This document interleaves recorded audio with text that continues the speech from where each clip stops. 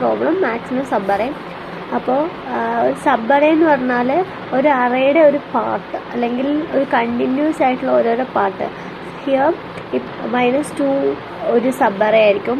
അതുപോലെ തന്നെ -2 to -1 ഒരു സബ് അറേ ആയിരിക്കും.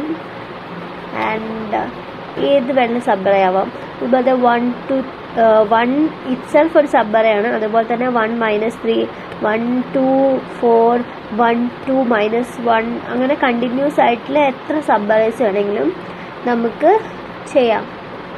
ആൻഡ് പിന്നെ അതുപോലെ തന്നെ ഇതൊരു സബ് അറേ ആണ്.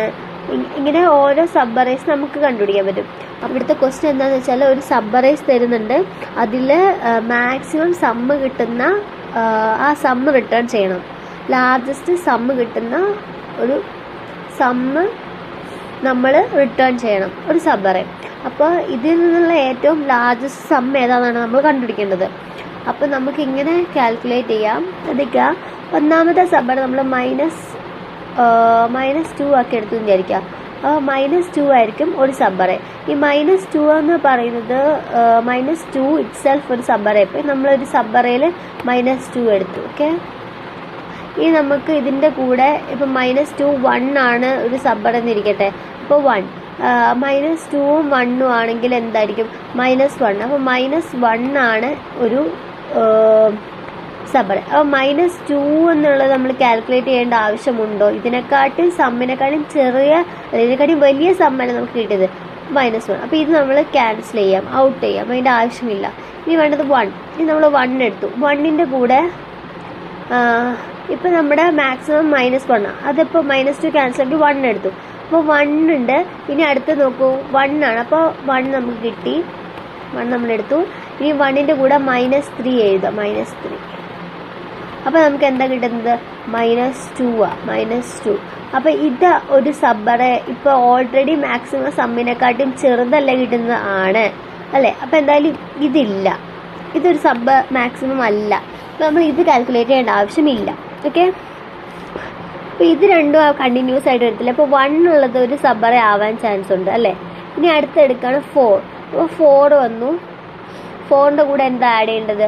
-1 ആഡ് ചെയ്തു. -1 ആഡ് ചെയ്തു. 3 ആണ്, 3. അപ്പോൾ ഇതിനെക്കാട്ടും വലുതല്ല കിട്ടുക. അപ്പോൾ നമ്മൾ ഇത് കളഞ്ഞു. അപ്പോൾ ഇതിനെക്കാട്ടും വലിയൊരു സബ് അറേ ഉണ്ടെന്ന് നമുക്ക് മനസ്സിലായി. 3 ആക്കി, 3. ഇനി 3യുടെ കൂടെ 2 ആഡ് ചെയ്തു.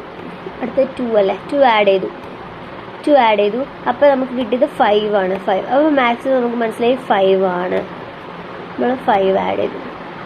ഇനി 5ൻ്റെ കൂടെ ഇനി വേണ്ടത് 1 ആണ്. 1. ഇനി 1 ആഡ് ചെയ്തു. 1 കഴിയുമ്പോൾ നമുക്ക് വരുന്നത് 6 ആണ്. 6. ഓക്കെ, പിന്നെ 6. ഓക്കെ, 6. ഇനി വേണ്ട നോക്ക്, -5. ഇതിൻ്റെ കൂടെ +-5 വന്നാൽ നമുക്ക് കിട്ടുന്ന വാല്യൂ എന്തായിരിക്കും? =1 അല്ലേ?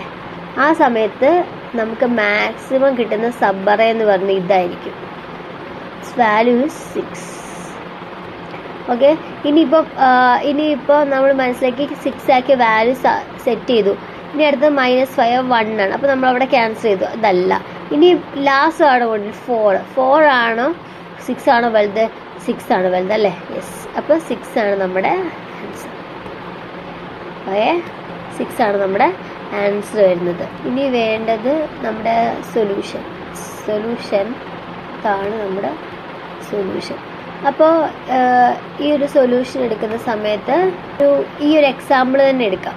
നമ്മുടെ ഫംഗ്ഷൻ്റെ പേര് max sub array, in which that നമ്മൾ മാക്സം എന്ന് പറഞ്ഞിട്ട് ഒരു മാക്സ് കൊടുത്തിട്ടുണ്ട്.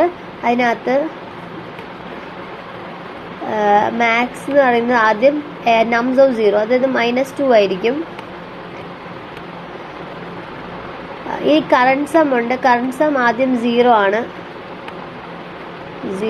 ഓക്കെ, ഇനി അടുത്ത ഫോർ n in nums എന്ന് പറയുന്നത് ഈ നംസ് എന്നുള്ളത് ഈ ഒരു അറയാണ്. അതിലെ ഓരോ എലമെന്റ് അല്ലെങ്കിൽ ഓരോ വേരിയബിൾ അല്ലെങ്കിൽ ഓരോ ഇൻഡിവിജ്വൽ ടേംസ് ആണ് n ആവുന്നത്. അപ്പോൾ ആദ്യം n വരുന്നത് -2 ആണ്. -2 വരുന്ന സമയത്ത് കറണ്ട് സം <0 ആണ് നോക്കും. ആണെങ്കിൽ കറണ്ട് സം 0 ആക്കണം. 0 തന്നെയാണ്, അപ്പോൾ നോക്കേണ്ട ആവശ്യമില്ല. കറണ്ട് സമ്മിൻ്റെ കൂടെ പ്ലസ് എൻ ചേർക്കണം, അതായത് -2 ആഡ് ചെയ്തു. ഇനി മാക്സിമമിലേക്ക് ഇതിൽ ഏതാണോ വലുത് അത് എടുക്കണമെന്നാണ്. അപ്പോൾ -2 സെയിം ആയതുകൊണ്ട് മാക്സിമം മാറത്തില്ല, -2 തന്നെ ആയിരിക്കും. റിട്ടേൺ മാക്സിമം പിന്നെയാണ് ചെയ്യേണ്ടത്. ഇനി അടുത്ത ഐട്രേഷനാണ് 1 വരും. അപ്പോൾ 1 എന്ത് ചെയ്യുന്നത് വെച്ചാൽ ഇതിന് ഇപ്പോൾ 0 കറണ്ട് സം 0-നെക്കാളും ചെറുതാണെന്ന് നോക്കും, ചെറുതാണ്. അപ്പോൾ എന്ത് ചെയ്യും, കറണ്ട് സം അപ്ഡേറ്റ് ചെയ്യും, 0 ആക്കും. ഇനി അടുത്തത് 1 ആഡ് ചെയ്യും. 1 ആണോ -2 ആണോ വലുത് നോക്കുമ്പോൾ 1 ആണ്. അപ്പോൾ മാക്സ് മാറി 1 ആയി. ഇനി അടുത്തത് -3 വരും. -3 വരുന്ന സമയത്ത് -3 ആഡ് ആക്കുകയാണ്. -3 ആഡ് ചെയ്യുന്ന സമയത്ത് എന്താവും, -2 ആയിരിക്കും കറണ്ട് സം. ആ സമയത്ത് മാക്സ് മാറുന്നില്ല. ഇനി അടുത്തത് -2 ആയി കഴിഞ്ഞു. ഇനി ഐട്രേഷൻ വരുന്നത് 4 ആണ്. അപ്പോൾ ഇത് മാറി 0 ആയി. ഇനി എന്ത് ചെയ്യും, 4 ആഡ് ചെയ്യും. 4 ആണോ 1 ആണോ വലുതെന്നുള്ള ചോദ്യത്തിന് 4 ആയിരിക്കും ആൻസർ. അപ്പോൾ 4 ആൻസർ വന്നു. ഇനി അടുത്ത് -1 ചെയ്യും. -1 ചെയ്യുന്ന സമയത്ത് 4ൻ്റെ കൂടെ -1 ചെയ്ത് കഴിയുമ്പോൾ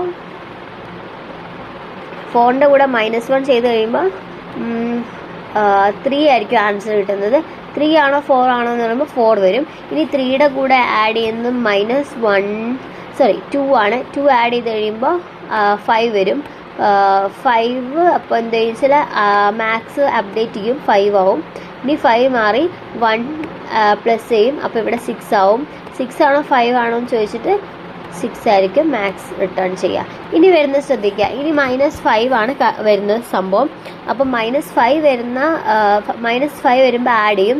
അപ്പോൾ എന്ത് ചെയ്യും, പ്ലസ് ചെയ്ത് കഴിയുമ്പോൾ 1 ആയിരിക്കും. 1 ആണോ 6 ആണോ നോക്കും, 6 തന്നെയാണ്, മാറത്തില്ല. ഇനി 4 വരും. 4ഉം 1ഉം കൂടെ ആഡ് ചെയ്യും, അപ്പോൾ 5 ആയിരിക്കും. ഓക്കെ, ഇത് വരുമ്പോൾ 6 ആയിരിക്കും ലാസ്റ്റ് ഔട്ട്പുട്ടായിട്ട് മാക്സിമം ഉണ്ടാവുക. Thank you.